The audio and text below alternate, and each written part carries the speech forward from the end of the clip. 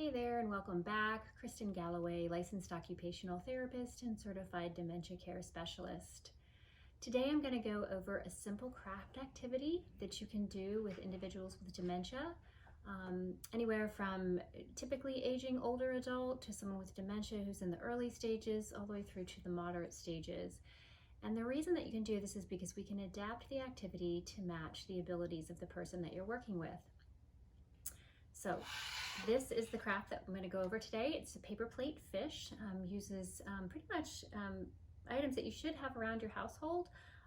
We need paper plates, some scraps of tissue paper of a variety of colors, scissors, a glue stick, and I have some wiggly eyes, but you can just use a Sharpie or marker to draw the eye on if you don't have any of those available. So inexpensive, simple task, activity that we can go ahead and share with an older adult or someone with dementia in your life.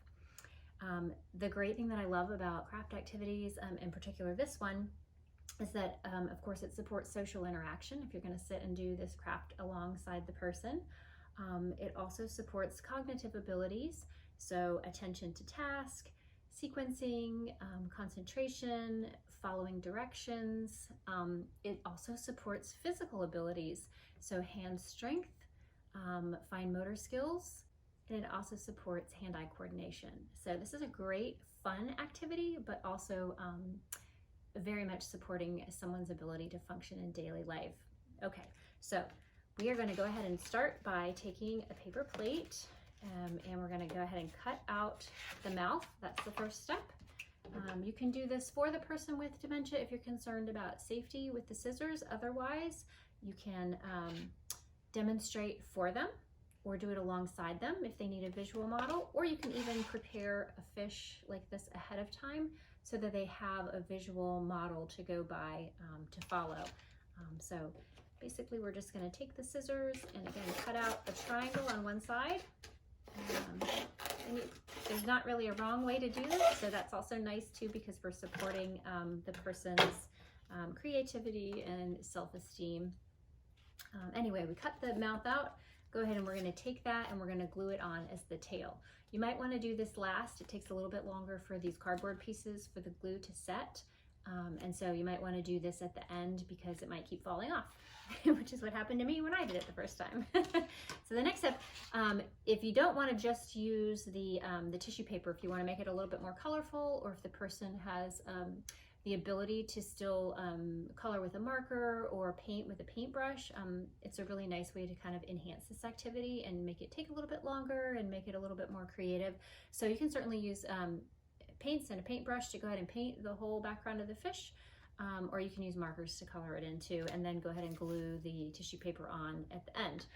But we're just going to do tissue paper for this example, and I've gone ahead and taken some of the tissue paper and cut it into strips. Again, you're going to cut these into smaller pieces, and I have done that here.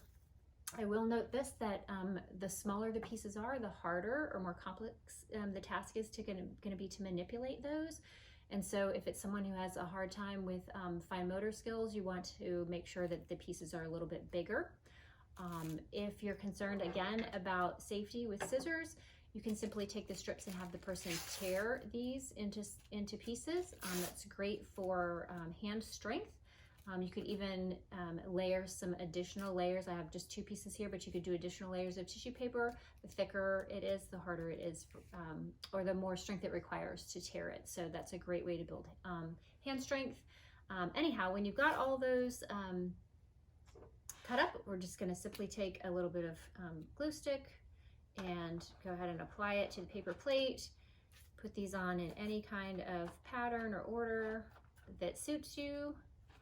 And at the end, we'll glue on the googly eye, like so, and we'll glue on the tail and let that dry for about 10 minutes. So that's all there is to it. Very simple and straightforward and fun. Again, supports many different facets for the person with a cognitive decline. You can even take a little hole punch and a string and hang it up if you like. So I hope you enjoyed this craft activity. Let me know what you think in the comments. Give me a thumbs up if you thought this content was valuable, and subscribe to the channel. Thanks so much for watching.